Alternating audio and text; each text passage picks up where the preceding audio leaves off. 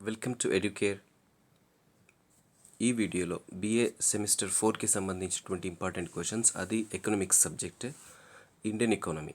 Okay, ఇక్కడ నేను రెండు మీడియంస్లో అందిస్తున్నాను, ఇంగ్లీష్ అండ్ తెలుగు మీడియం. ఎందుకంటే స్టూడెంట్స్ ఇంగ్లీష్ మీడియంలో చేస్తే తెలుగు మీడియంలో అడుగుతారు, తెలుగు మీడియం చేస్తే ఇంగ్లీష్ మీడియం అడుగుతారు. కాబట్టి రెండు మీడియంస్కి సంబంధించినటువంటి క్వశ్చన్స్ ఇక్కడ ఒకే వీడియోలో ఇస్తున్నాను, చూడండి. ఓకే, మంచిగా ప్రిపేర్ కండి. అలాగే ఇంకోటి ఏంటంటే రిక్వెస్ట్, ఇది ఇన్ఫర్మేటివ్గా ఉంటే లైక్ చేయడం మర్చిపోకండి.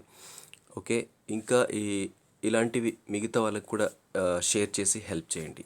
Okay, let us start. Indian economy before independence అంటే ఇది ఇక్కడ ఏంటంటే స్వాతంత్రానికి పూర్వం, స్వతంత్రానికి ముందు భారతదేశ ఆర్థిక వ్యవస్థ ఏ విధంగా ఉండింది అనేది ఇక్కడ డిస్కస్ చేస్తారు. ఓకే, ఎటువంటి పరిస్థితులు ఉన్నాయి ఏంటనేది ఇందులో రాయాల్సి ఉంటుంది. న్యాచురల్ రీసోర్సెస్, దేర్ అవైలబిలిటీ, సహజ వనరులు వాటి యొక్క లభ్యత గురించి రాయండి. Write about the tendencies in growth of national income, జాతీయ ఆదాయం పెరుగుదలలో ఉన్నటువంటి ధోరణుల గురించి రాయండి అని. Causes for population growth, it's impact, జనాభా పెరుగుదలకు కారణాలు, దాని యొక్క ప్రభావం. What is the importance of agriculture in Indian economy, భారతదేశ ఆర్థిక వ్యవస్థలో వ్యవసాయం యొక్క ప్రాముఖ్యత ఏమిటి.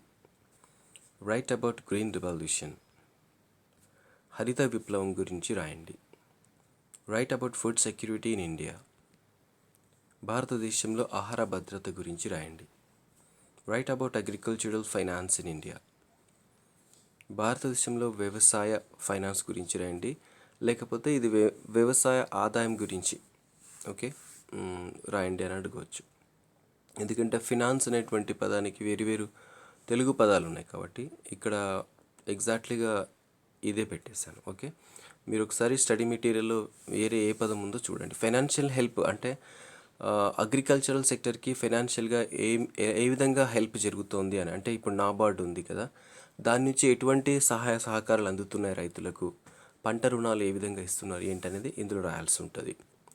ఆ తర్వాత write about industrial policy resolution 1991, పారిశ్రామిక విధాన తీర్మానం 1991 గురించి రాయండి. Write about industrial policy resolution 1956, పారిశ్రామిక తీర్మానం 1956 గురించి రాయండి. What is the role of public sector in Indian economy, భారత ప్రభుత్వ రంగ సంస్థ యొక్క పాత్ర ఏమిటి అని ఇక్కడ. The structure and composition of NITI Aayog, functions and objectives. Okay, ఇక్కడ ఫంక్షన్స్ అడిగారు, కంపోజిషన్ అడిగారు, ఆబ్జెక్టివ్స్ అడిగారు. కాబట్టి ఇవి మూడింటి గురించి కొన్నిసార్లు ఒకటి అడగొచ్చు, రెండు అడగొచ్చు, మూడు అడగొచ్చు. కాబట్టి మూడు విషయాలు ఇక్కడ ఇచ్చాను, మీరు ప్రిపేర్ కండి. Differences between NITI Aayog and planning commission. What is the significance of NITI Aayog in financial resources between the centre and the state. What is the importance of service sector. Write about the policies of globalization, liberalization and privatization. ఇక్కడ ఏంటంటే globalisation గురించి అడగవచ్చు, ఒకే దాని గురించి, లేదా liberalisation గురించి అడగవచ్చు.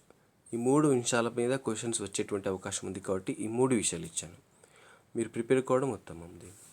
Explain the infrastructural development in India.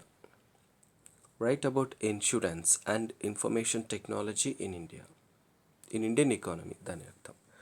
తెలుగులో చూసి ఇక్కడ నీతి ఆయోగ్ యొక్క నిర్మాణము, కూర్పు, విధులు మరియు లక్ష్యాల గురించి రాయండి. నీతి ఆయోగ్ మరియు ప్లానింగ్ కమిషన్ మధ్య భేదాలు. ఇక్కడ ప్లానింగ్ కమిషన్ అంటే ప్రణాళిక సంఘం, నీతి ఆయోగ్కి ప్రణాళిక సంఘానికి మధ్య భేదం ఏంటి అని ఇక్కడ అడుగుతాడు. కేంద్ర రాష్ట్ర ప్రభుత్వాల మధ్య ఆర్థిక వనరులో నీతి ఆయోగ్ యొక్క ప్రాముఖ్యత ఏమిటి, సేవా రంగం యొక్క పాత్ర ఏమిటి, ప్రపంచీకరణ, సరళీకరణ మరియు ప్రైవేటీకరణ విధానాల గురించి రాయండి. భారతదేశంలో మౌలిక సదుపాయాల అభివృద్ధిని వివరించండి. భారతదేశంలో బీమా మరియు ఇన్ఫర్మేషన్ టెక్నాలజీ, సమాచార సాంకేతిక పరిజ్ఞానం అని కూడా అడగచ్చు. ఓకే, దాని గురించి రాయండి అని. ఓకే, ఇవి వెరీ ఇంపార్టెంట్ క్వశ్చన్స్. 18 ఇచ్చాను కదా, మీకు ఎగ్జామ్లో 10 వస్తాయి. అయితే ఇక్కడ 10 అని నేను క్లియర్గా చెప్పలేను, ఎందుకంటే వేరే యూనివర్సిటీ వేరే విధంగా ఇస్తున్నాయి. కొన్ని యూనివర్సిటీస్ ఎకనామిక్స్లో multiple choice questions plus long questions ఇస్తున్నాయి. ఇంకా కొన్ని universities short questions and long questions 2 sections ఇస్తున్నాయి. ఇక పాలమూరు యూనివర్సిటీ ఏమో కేవలం లాంగ్ క్వశ్చన్స్ మాత్రమే ఇస్తుంది. మ్యాక్సిమం ఈ పాండమిక్ సిచ్యువేషన్లో కరోనా పేపర్ ఏంటంటే long questions SA type questions అడిగారు. ఓకేనా, అడిగి ఏం చేశారంటే ఏవైనా 4కి ఆన్సర్ చేయమన్నారు. కాబట్టి ఇప్పుడు వచ్చే పేపర్ కూడా ఆ విధంగానే ఉండవచ్చు అనేటువంటి ఉద్దేశం అనమాట. ఓకే, ఇవి బాగా ప్రిపేర్ కండి. ఇవి ఎట్లా అంటే మీరు ఇవి కంప్లీట్గా ప్రిపేర్ అయితే మీరు షార్ట్ క్వశ్చన్స్ కూడా ఆన్సర్ చేయగలుగుతారు, అలాగే లాంగ్ క్వశ్చన్స్ కూడా ఆన్సర్ చేయగలుగుతారు. ఇంకోటి ఏంటంటే ఎకనామిక్స్లో మనం చాలాసార్లు కొంత డేటా, స్టాటిస్టికల్ డేటా ఉంటుంది, దాన్ని మర్చిపోతుంటాం కదా. మీరు ఏం చేస్తారంటే టేబుల్స్ కానీ ఏమైనా న్యూమరిక్ డేటా ఉంది అంటే ఒక వైట్ పేపర్ మీద ప్రాక్టీస్ చేయండి. చేసి దాన్ని నీట్గా దేనికి సంబంధించి ఉందో గుర్తుపెట్టుకోండి. ఓకే, ఇలాంటి విషయాలే ఇప్పుడు ఇండియన్ ఎకానమీలో ఎక్కువగా ఉంటాయి. ఓకే, సో అది మంచిగా ప్రిపేర్ కండి, మంచిగా రండి ఎగ్జామ్స్ రాసిన తర్వాత మీ అనుభవాలు ఎడ్యుకేట్తో కూడా పంచుకోండి. ఎందుకంటే ఎడ్యుకేట్ మీకు ఇంత మెటీరియల్ అందిస్తుంది కదా, అది ఎంతవరకు మీకు హెల్ప్ఫుల్ అయింది అనేది ఎడ్యుకేట్ కూడా తెలుసుకోవాలనుకుంటుంది. కాబట్టి తప్పకుండా మీ అభిప్రాయాలు షేర్ చేయండి.